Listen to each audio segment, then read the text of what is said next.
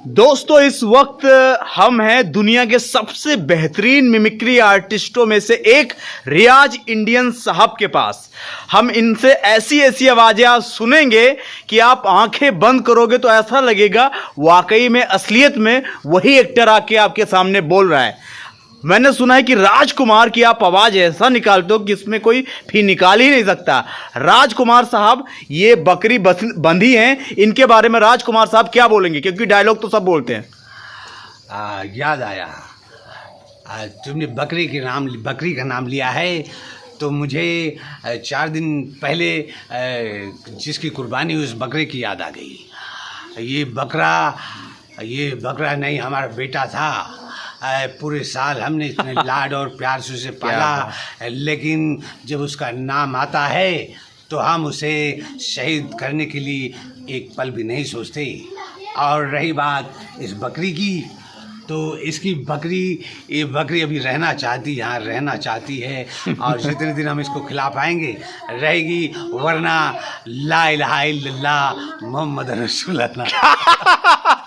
रियाज भाई डायलॉग तो सभी बोलते हैं, लेकिन आपने नॉर्मल बातचीत जो किया है वो बहुत ही अच्छा आपने आवाज निकाला। कोई डायलॉग राजकुमार साहब का हो जाए। राजकुमार साहब का एक अधूरा डायलॉग है। हाँ। लेकिन डायलॉग है। नहीं चाचा नहीं, करुणा की हत्या नहीं हुई है, करुणा की आत्महत्या हुई है, उसका कत्ल नहीं हुआ। और यकीन रखो, अगर करुणा की हत्या हुई है तो हम उसके कातिल को पाताल से भी ढूंढ निकालेंगे, ये वादा है हमारा।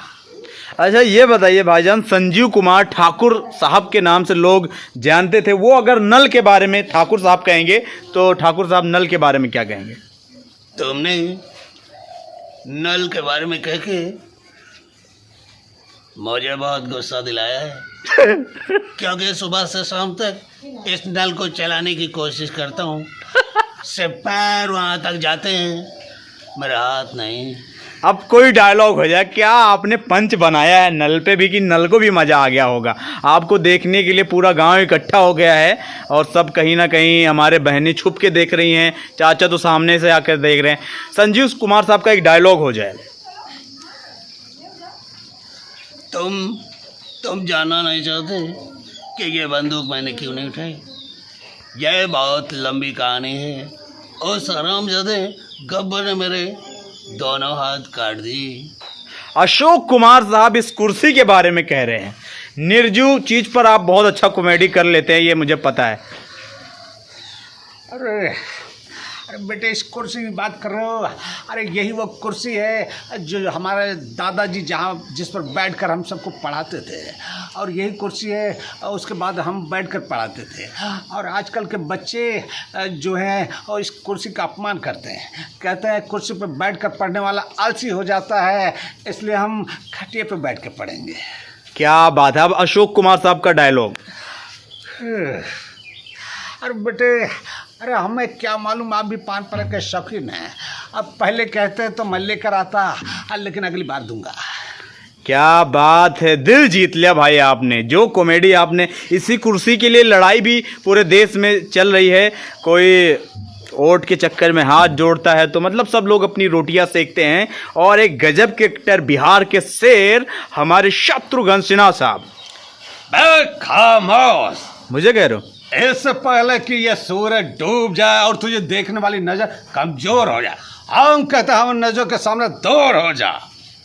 अच्छा ये बताइए, ये सिलबट्टा है और ये चीज गांव में ही देखने को मिलता है। शत्रुघ्न सिन्हा साहब सिलबट्टे के बारे में क्या कह रहे हैं? बे खामोश, हमने अपने पहले दुश्मन को सिलबट्टा को फेंक कर ही मारा था और वो दोबारा मारने की जरूरत नहीं पड़ी, समझे? अच्छा, पहले गांव में हम लोग, ये अफवाह थी या सच थी वो तो आप बता पाएंगे क्योंकि आप बॉलीवुड में रहते हैं। ये बताइए, लोग कहते हैं कि शत्रुघ्न सिन्हा साहब पहले कंडक्टर थे, ये बात सच है या? बिल्कुल सही बात है। किसी ने मुझे फेंक कर मांगा था प्लेट। हाँ। अभी तो हमारे नाक के बाजू में निशान आ गए थे। गुलशन ग्रोवर साहब। हमरी जवानी के झटके एक मारूंगा उठ के, दूसरा मारूंगा बैठ के, तीसरा मारूंगा बैठ के। अच्छा गुलशन ग्रोवर साहब, इस बाल्टी के बारे में क्या कहेंगे? कोई चीज मैं आज छोड़ूंगा नहीं। ओह गॉड मैन, इस बाल्टी के बारे में क्या कहता है? नल कितना भी अच्छा चलता हो, अगर ये बाल्टी ना हो तो नहा नहीं पाऊंगा मैं, बैडमैन। अगर छेद हो तो भी बह जाएगा सारा पानी है। अच्छा बैडमैन यानी गुलशन ग्रोवर साहब के साथ में आपका बहुत फोटो देखा है, तो उनसे आपकी दोस्ती बहुत प्यारी है। लगाओ थोड़ा प्यार मोहब्बत बातें, हम कई मुलाकात है, हम कई शो के दौरान मुलाकात हुई थी, होती रहती। आपकी जानकारी के लिए दोस्तों बता दूं कि रियाज इंडियन साहब तकरीबन 12 फिल्मों में, 22 फिल्मों में काम कर चुके हैं। मैं तो 10 फिल्में ही खत्म कर दिया था। एक फिल्म हमारी Guinness book of world record में नाम तक आया था, जिसके नाम था भावनाओं को समझो, और आने वाली फिल्म है प्रेम तपस्या, ये भोजपुरी। अच्छा दोस्तों, सबसे अच्छी बात यह है कि मैं जिनकी आवाज़ निकलवा रहा हूँ लगभग 90% एक्टरों से रियाज भाई मिल भी चुके हैं। ये बात है, पास से उनकी आवाज़ को सुना है, इसलिए शायद आप बहुत अच्छा कॉपी कर पाते हैं। और नाम मैं बोलूँ, आप निकालोगे आवाज़? अरे बोलो। अमरीश पुरी विलन खलनायक के खलनायक, उनकी फिल्में जब गांव में चलती थी और जब वो बोलते थे मोटे आवाज में, तो हमारी गांव की बहन बेटियां छिप जाती थी, घबरा जाती थी। कमीने साले बेशरम, अपने आप को हिंदुस्तानी कहते हैं? ऐसे हिंदुस्तानियों को तो चुल्लू भर पानी में डूब मरना चाहिए। रियाज भाई वो डायलॉग सुना था, डॉन कभी रॉन्ग नहीं होता, वो सोम सोम करके बहुत अच्छा। शोम शोम शोमो शाशा, असली डॉन तो मैं भी नहीं, असली डॉन तो वहां पहुंच चुका है। डॉन कभी रॉन्ग नहीं होता। मुगम्बो खुश हुआ। अब तो यहाँ कोई चीज ही नहीं बची जिस पर मैं बोल लूं, लेकिन एक चीज मुझे दिख रही है, वो तावा, और इस पर सभी लोग रोटियां खाते हैं। तावे के बारे में अमरीश पुरी साहब क्या बोल रहे हैं? तावा के बारे में अमरीश पुरी नहीं, मैं बोलता हूँ बाबा। तावा और मैं जब बाजू में तो हूँ तो मुश्किल हो जाता है, तावा किधर मैं किधर हूँ। भाई इतना आप हंसाओगे तो आप जेल के अंदर जाओगे, हंसते हंसते मुझे कुछ हो जाएगा तो आप जेल जाओगे। बहुत अच्छा सदाशिव अमरापुरकर जी। अरे नाग हूं मैं, नाग है, काला नाग। सामने सगा बाप भी आए तो उसे भी डस लूं आए, लेकिन फिलहाल तो ये गर्मी मुझे डस रही है, लगता है निगल लेगी। अब इनके बारे में किससे, ये गिलास के बारे में सदाशिव अमरापुरकर जी क्या कहेंगे? अरे गिलास से हमारा बहुत बरसों का नाता है। गिलास होता है तो पैक बनता है, पैक में आइस डलता है तो मजा आता है, गिलास बिना सब गड़बड़ है। सबसे जिद्दी एक्टर नाना पाटेकर साहब, कोई चीज छोड़ूंगा नहीं आपके घर का। इसके बारे में, दांती के बारे में, हसुआ के बारे में क्या कहेंगे नाना पाटेकर साहब? देख, ये किसानों का सबसे बड़ा हथियार है। याद है पिछली बार आया था, इसी हंसिये से तूने गेहूं काटा था, है? इस बार भी यही गेहूं इसी हंसिये से कटेगा, और जो काटता नहीं साथ में उसका गला कटता है। अब नाना पाटेकर साहब का कोई डायलॉग बोलो अच्छा सा, बड़ा सा, कि मजा आ जाए। आगे मेरी मौत का तमाशा देखना, आगे मेरी मौत का तमाशा देखना। अभी मुझे लटका देंगे, जुबान ऐसे बाहर आएगी, आंखें बाहर आएगी, थोड़ी देर लटकते रहूंगा, फिर मेरा भाई मुझे नीचे उतारेगा, आप लोग चाचा करके घर चले जाओगे, खाना खाओगे, सो जाओगे। लेकिन ध्यान में रखना, ये तुम्हारी बुजदिली न मर्दानगी कल तुम्हारे बच्चों के लिए रोना बन जाएगी। ये कानून वाले, वर्दी वाले, इन्होंने अपने ईमान को बेच दिया। कल एक दूसरे को जलाते वक्त तुम्हारा मन कहाँ गया था? बाढ़ में। ये बिच्छू जैसा पड़ोसी मुल्क आने वाले कल में शायद अपने आप को दुनिया के नक्शे पे देख नहीं पाएगा। बहुत साला ये भूल रहा है, उनके देश में जो आटा बनता है उसका आटा भी विदेशी चक्की से पीस कर आता है। साले अपने देश में एक सुई नहीं बना सकते और हमारे देश को तोड़ने का सपना देखते हैं। वो ये सपना देख सकते हैं क्योंकि अच्छी तरह से जानते हैं मुर्दों का देश है।